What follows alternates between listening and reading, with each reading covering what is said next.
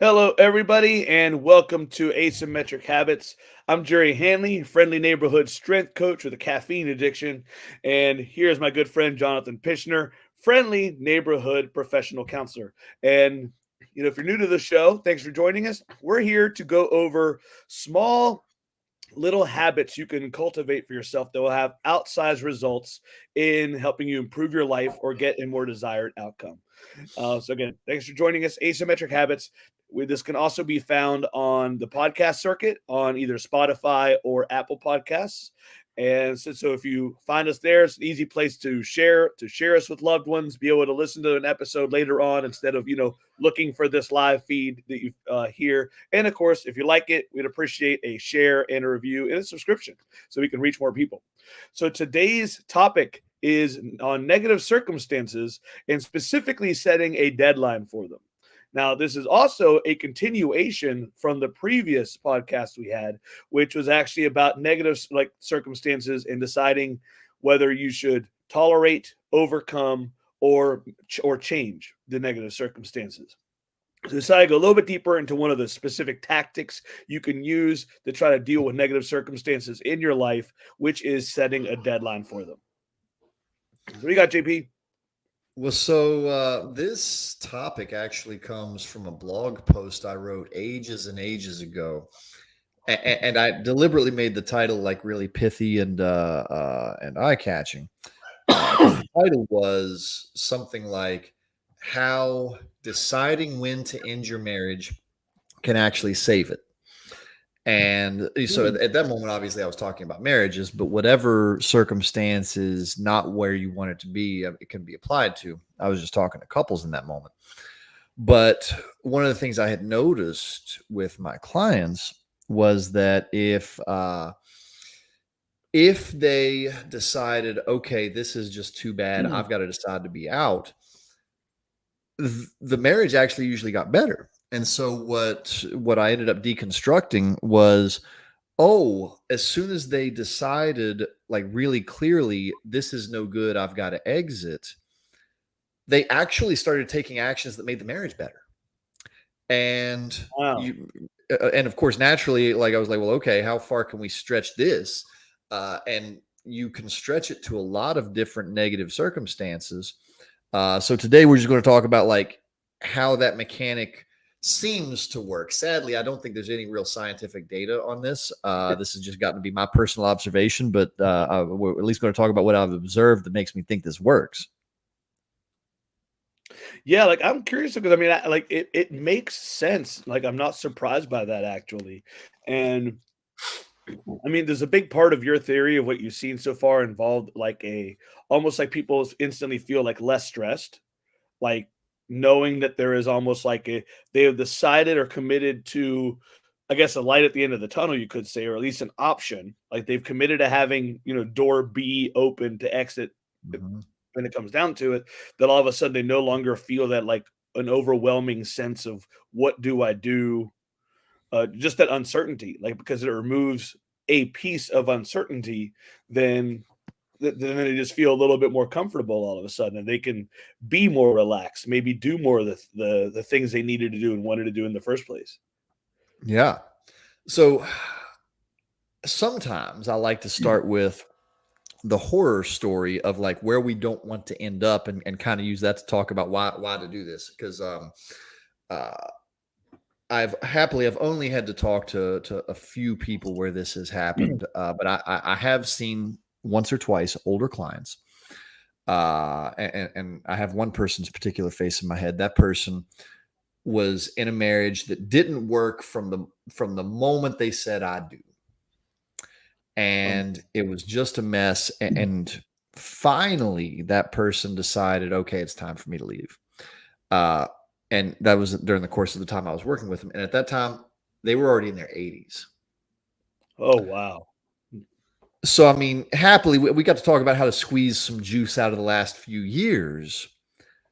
But this is where I would hope that the people listening to this would not end up, because uh, sadly, one of the things that makes us so wonderfully makes our survivability so wonderful, and why we've managed to come as far as we have, is because we can adapt to negative circumstances. But because of that, one of the things that we are vulnerable to is if the misery just ramps up slowly enough, we can stay in them forever and not realize how bad it is until we like really have the opportunity to step back and examine it, sometimes with help, like with a counselor. That's what happened with this person.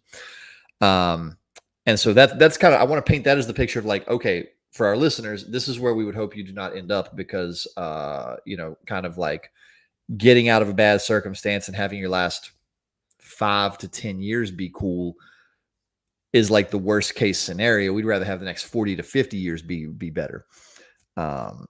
So in service of that, one of the things that I want to propose as the thing that is the helpful mechanic is, if you realize you're in a negative circumstance, just assume it needs to end, especially if you think about it daily, like if your marriage or your job or, I don't know, a toxic family member. I mean, if you think about this daily or semi-daily, like already be examining, does there need to be a finish line here? And my proposed mechanic for why this seems to work is, human beings, our brains do a bad job of something else too. It seems like I'm kind of ripping on the brain today, but I mean, here we are. We don't do a good job of being able to like evaluate our circumstances as far as like when they're negative. And so we can easily get to a place of hopelessness, because when we don't know when it's going to end, the brain automatically fills in that it's going to last forever. No matter whether that's true or not. I mean, it can for sure, but that's what the brain fills in. The thing that seems to help people is if you have a date where you know it's going to change, whether that's I leave my job, I get out of the marriage, I cut off that toxic family member. If it's like, okay, January 15th of 2027, I know this changes, it frees up seemingly a lot of mental resources to then figure out what you should be doing instead of just laying there and taking misery day after day. It seems to free people up to start making decisions. Either what am I going to do to make sure I'm in the best position possible when I do this, or some people end up using those resources to actually make the circumstances better and start working on the relationship, job, or other, fill in whatever circumstance. Yeah, I feel like that's really interesting, thinking that of the different ways that time could be used. And yeah, like I mean, the marriage being such a big one, but like uh, this is so applicable to jobs for sure. I mean, like you said time and time again, how bad job fit is the biggest trauma that you come across. And but then I mean, even other ones, like on my end as with the strength and conditioning coach, is I've had my share of athletes for 20 years who are stuck in a bad coaching fit. um and or vice versa. Just there might be an athlete on a team who just doesn't want, like, who's just simply being toxic too. And it's like, so it flips. This can go both ways. Like in that situation, it could be the teammates or the coach who eventually needs to be like, hey, if you don't change your behavior by this point, you're out. We can't have you around anymore. Oh, yeah, I hadn't thought of that. That's a good variation. Yeah, like or flip ways, terrible job fit, or again, to flip it around, you're a manager or a boss, and it's like somebody's just not performing. You give it that deadline. It can be so valuable to give an actual deadline for improvement. And which actually leads me to, like, I guess I want to know, like, when it comes to this kind of like setting up a deadline, deciding what you want to do, how important is it for people to maybe have like I guess, like, in some cases defined things they're going for, or like in a job setting, I would actually say a lot of people would benefit from having measurables in that case. We want to see like improvement, or performance improved to this level. Or Mhm. again, with an athlete setting, like we want to see your GPA improved to this level.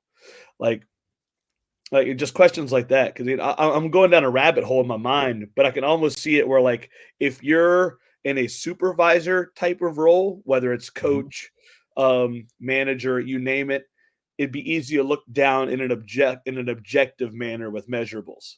But if it's like a relationship, or, you're the athlete or you're the employee, you probably don't have measurables for your coach, for your husband or your wife. Things like that. So what are some of the other ways And you it's wise to have those. Matter of fact, in a therapy session, day 1, hour 1, I at least get a preliminary read on what are some measurables. So, I mean, even if we're not doing the negative circumstance thing, if we're just treating regular old depression, what are we measuring to know if your depression is getting better? And that answer varies wildly.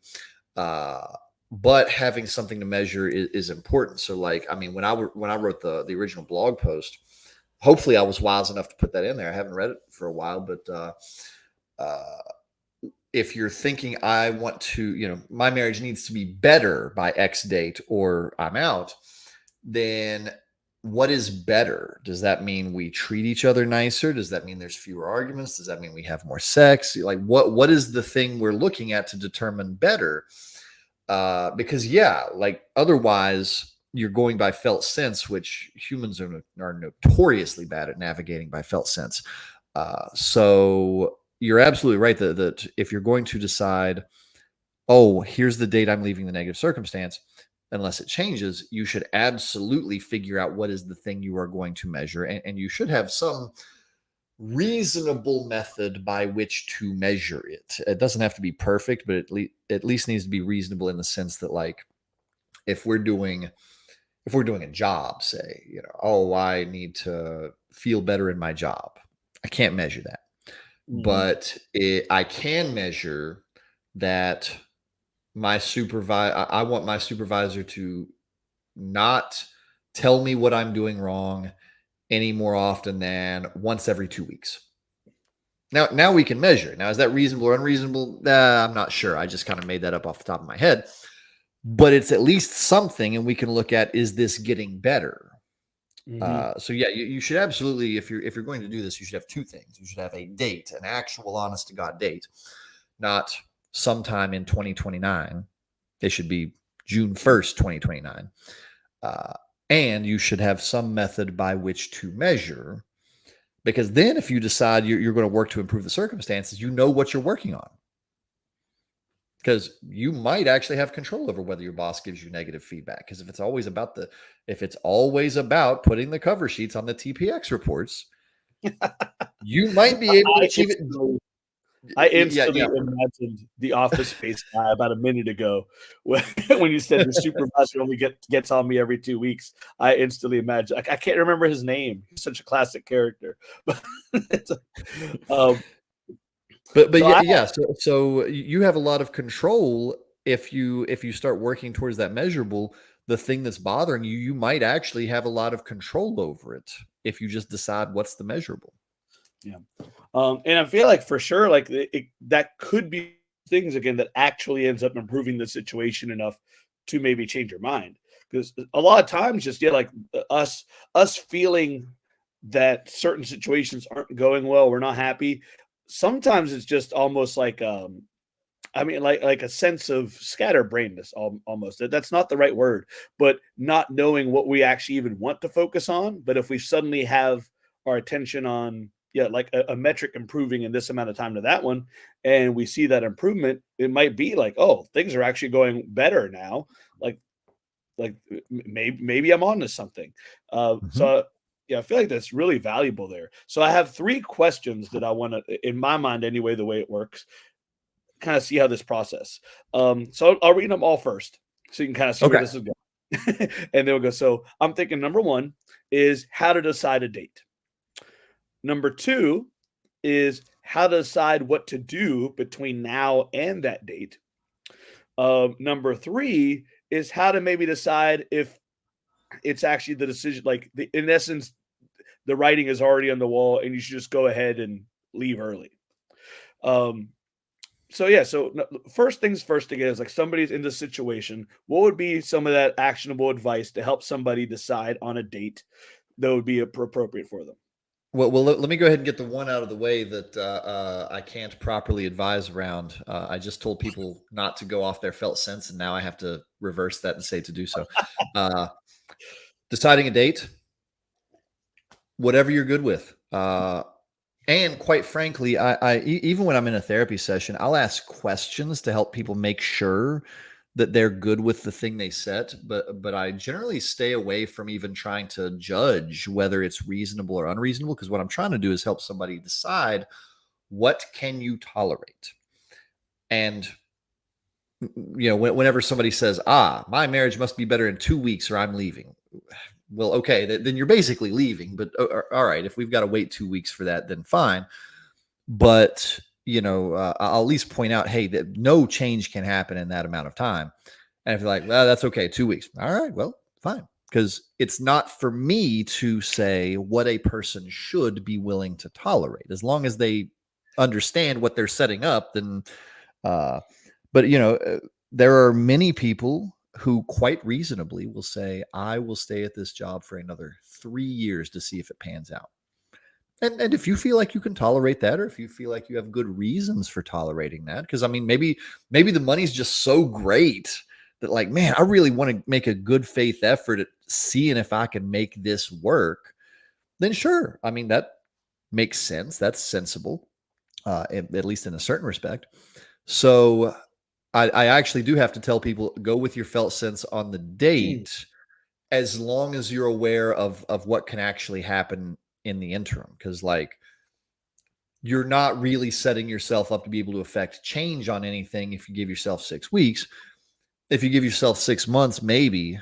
If you give yourself 6 years, then fine, but also be aware that, like, you're tolerating an awful lot of misery for that long. And it's, Right. in many ways, it's much like taking medicine. It's kind of a balancing act. Like, when you take medicine, are the side effects worse than the symptom, the thing you're treating, or are they not? And so you balance that. And in this, you're doing the same thing with misery versus trying to make the circumstances what I want them to be.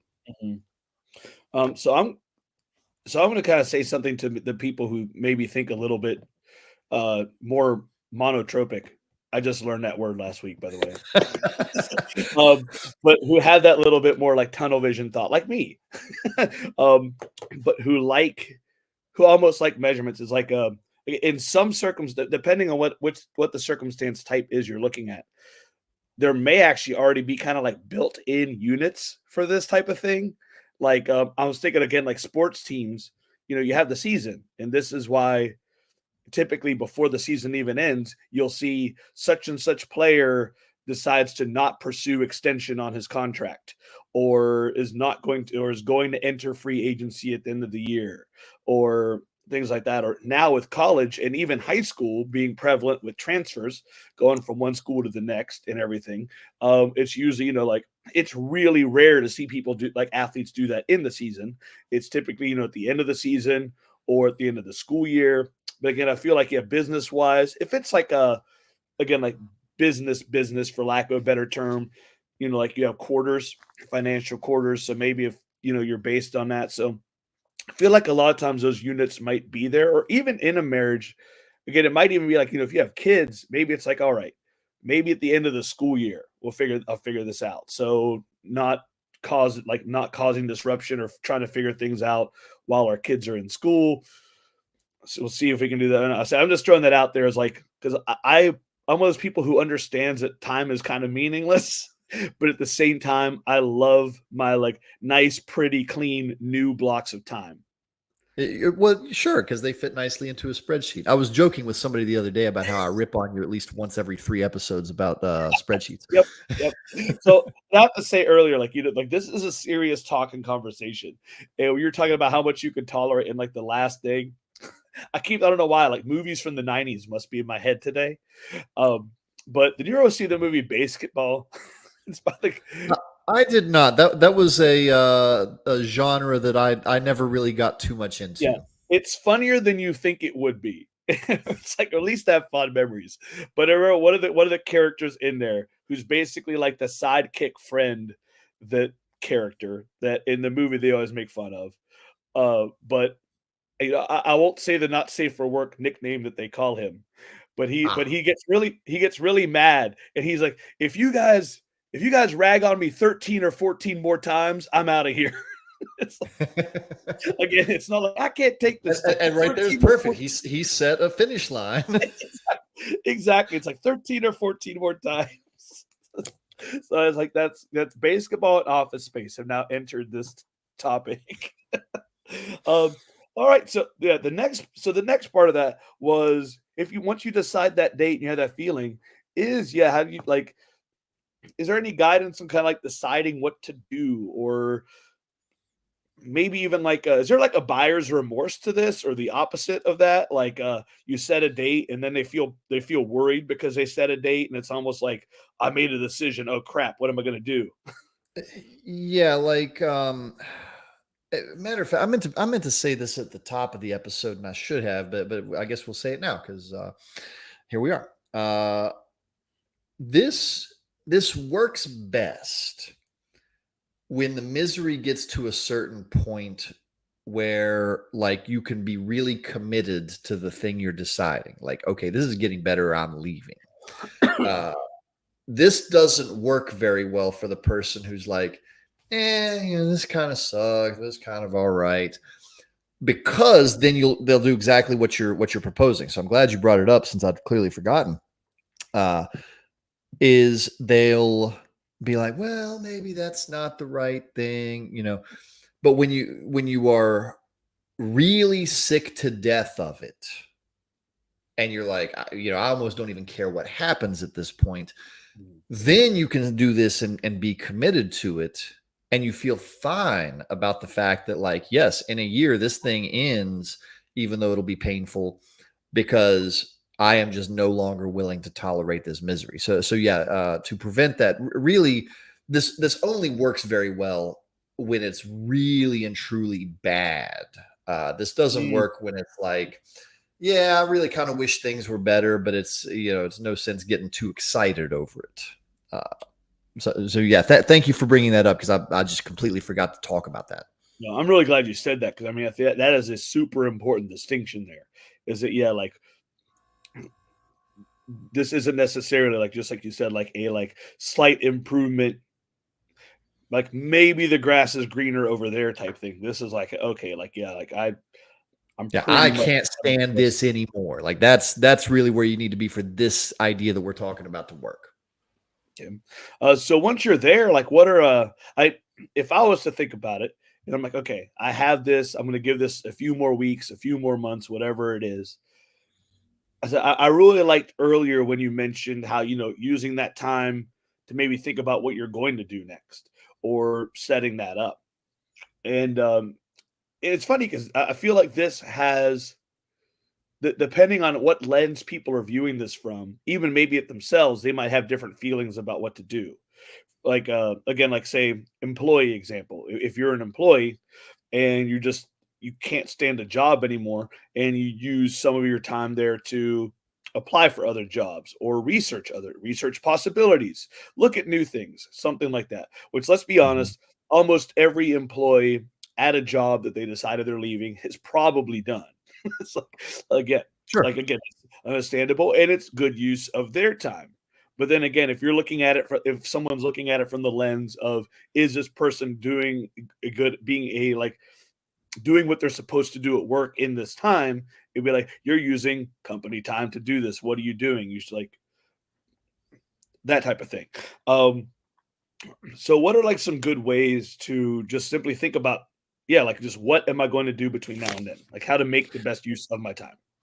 So I think the thing is just making sure it's meant to be useful in some way. Because if you try and drill it down too much further, then it gets too far into one path or the other. And it is actually nice to leave both paths open. Can I improve this while also setting myself up if I have to leave? Uh, so like let's take a very common example. Matter of fact, you see this both in real life and represented in media. Once somebody experiences a certain amount of relief and like that they know something's going to be okay, and they're not wallowing in the misery anymore because they have a little bit of that relief, suddenly a bunch of things jump up, like that their mood is better by simple virtue of their mood being better. They're more engaged with what's around them. People find them more engaging. So I mean, let's say let's keep it on the job example for a second. If somebody is like, oh my God, thank goodness, 6 months from now I'm going to be out of here if this doesn't get better. Well, now they're coming to work maybe slightly less burdened, and maybe the people above them notice that. The people who had formerly been the problem been like, dude, you look so much better. What's going on? Like, and they engage with them differently. So their way of being changes, and then that can actually impact the environment that's the problem. If you're in a love relationship and you feel relieved, and instead of coming into the home bitter, you're coming into the home feeling relieved and more calm, that opens up space for positive interactions. It opens up space for loving and affectionate interactions. And suddenly the whole thing can start to cascade from there. So whatever is going to provide the sense of relief, even if you sense that it's like, okay, well, I'm going to have to leave, so let me start lining up my next job. Oh man, Google's hiring. They're an amazing workspace. You walk in feeling like happy about that. It's not completely out of the realm of possibility that you bringing that into the workplace changes your interaction with the workplace. And then maybe 3 weeks in, you're like, wow, this is really coming up. Maybe I can stick around here for a little bit. Maybe I don't need to change jobs. So I think really it's just about, once you set the finish line, which path that you follow is going to provide you the most relief, because it'll leave the other path potentially open. I like that, because like multiple paths, because like few things you said throughout this, like earlier you mentioned about how when things are getting worse, a lot of times it's that gradual progression and you don't notice, and like you said, like that's what makes some people stay in some of these situations almost forever. It's that old story of the frog in the boiling water pot that I think you and I talked about before at some point, and how it's the story is actually, We did, because I hate that analogy. yeah, exactly. It's like, when the analogy is actually like kind of terrible, but again, But it's visually valid it because makes everybody sense. knows that one. So that's why I don't like yell at you Yeah, about he's it. like, okay, like that makes sense when people do that. But at the same time, it's like, yeah, like people are prone to that type of thinking, like very often, I said, because of the adaptability. But at the same time, I think people tend to forget, despite experiencing it all the time. I personally believe that people tend to forget how quickly their mood can change. Like, especially in a positive way.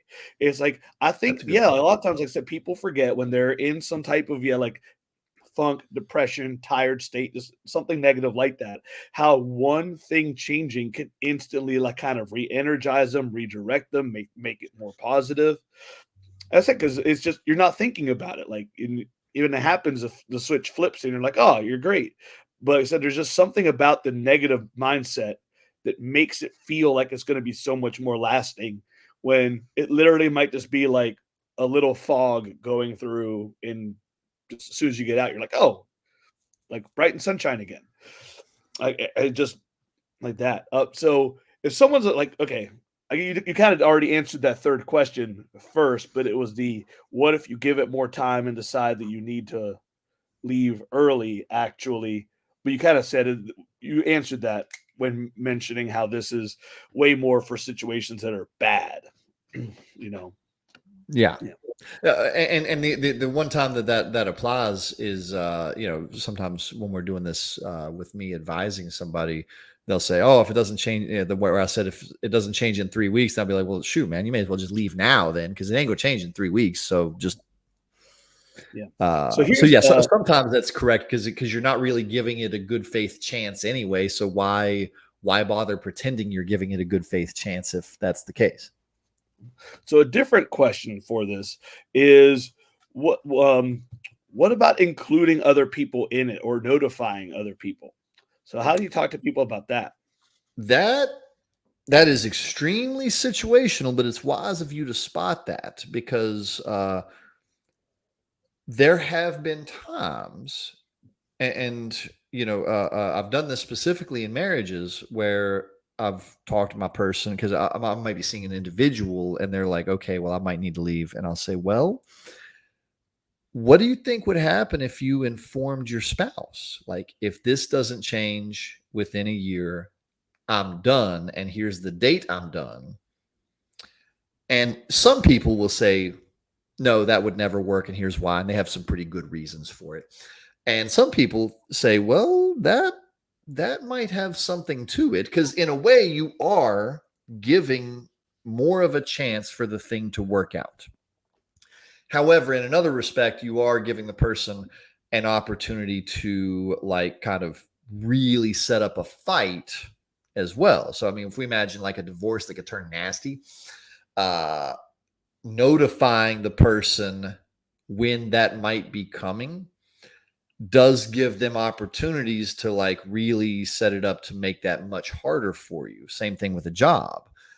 So that's very, very, very situational. But if you're in a situation where you think you could have a good relationship or you think the person might act in good faith, that might be an option. But that's so situational that I wouldn't even dare to try and like speak to a wide audience about like, oh, here's when you would do it, just because there's so many variables at that point. That makes sense.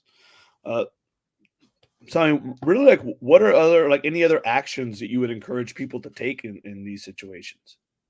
See, this one's a weird one because this is a mindset action, so more, much more than like a tactical Hmm. behavioral action. Because the mindset is pick the date to be done and then reap the benefits of like there being a small amount of relief because you now know there's a finish line.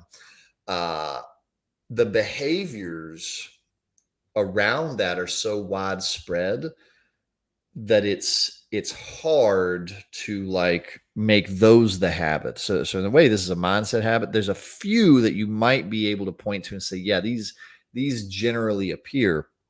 Uh, most of them around just seeing if you can make improvements in the situation.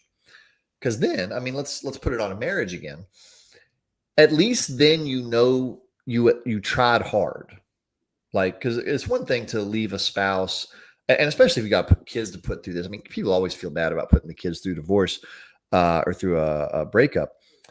But at least then you know, like, okay, I did try hard. I did make a good faith effort, and so you have an option to not have nearly so much guilt. Versus, like, if you didn't give them a chance, you know, there's a good chance you're going to feel more guilty because you did take away an opportunity for them to behave differently and for the circumstances to shift.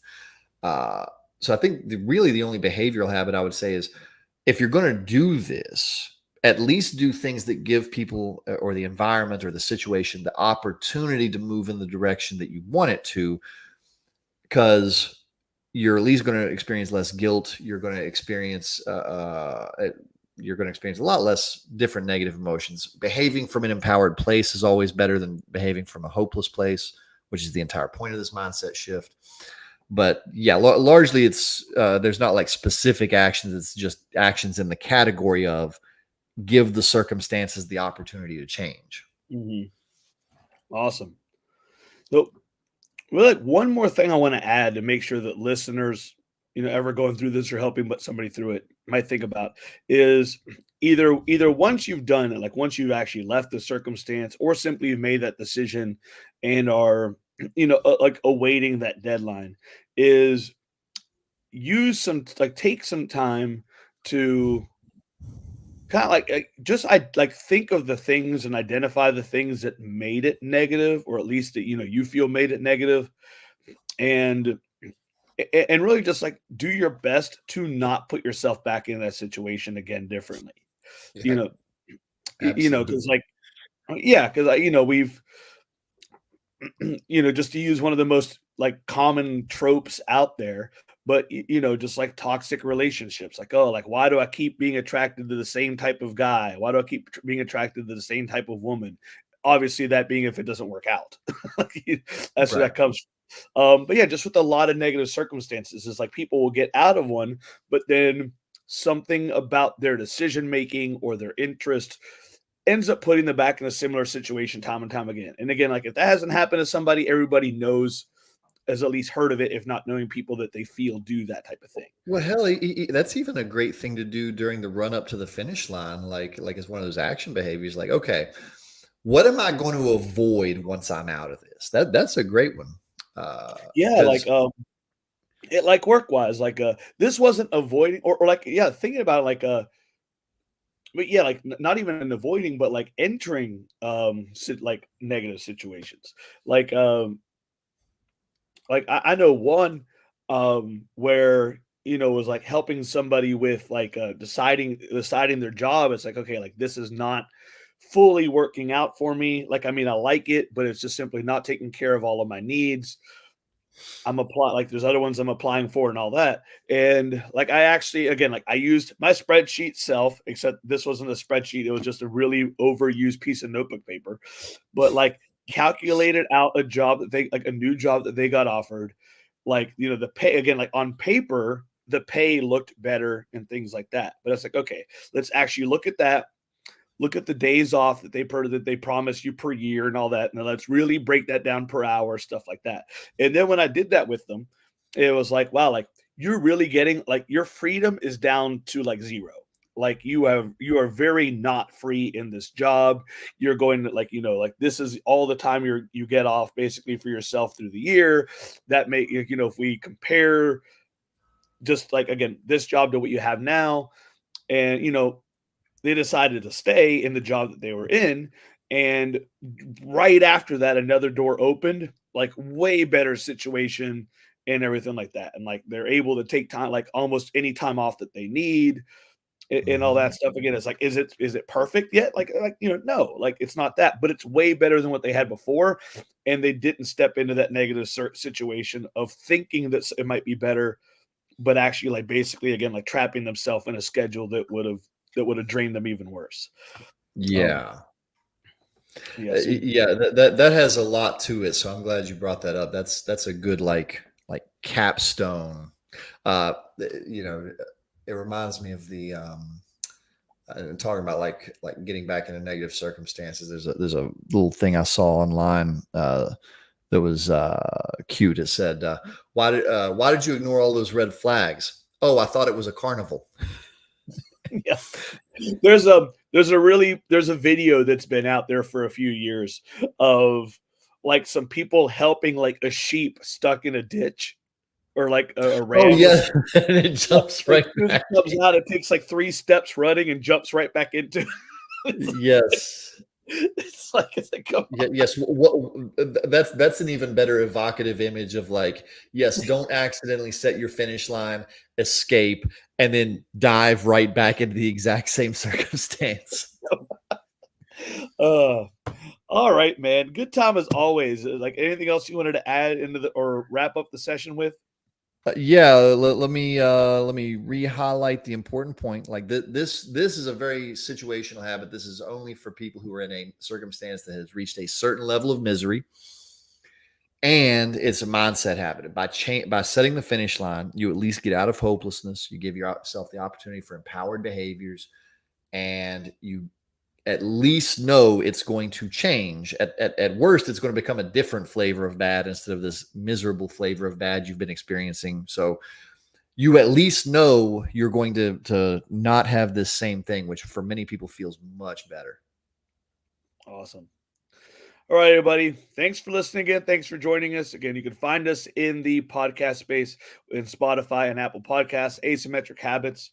We'd appreciate all the love on there as possible. Of course, neither one of us do this for like business, monetary reasons. Like, we just like getting on here and talking and like these types of topics, getting into these deep dives and really being able to help people out. So, again, meanwhile, Asymmetric Habits, everybody. Thanks, Jonathan, for joining us in this. And okay, well, joining us, you're half of it. I don't know why I said that. Like, thanks for being like the better, more cleanly shaven bald dude at every episode because I slack on that a lot. And all right, I'll catch you guys later. See y'all.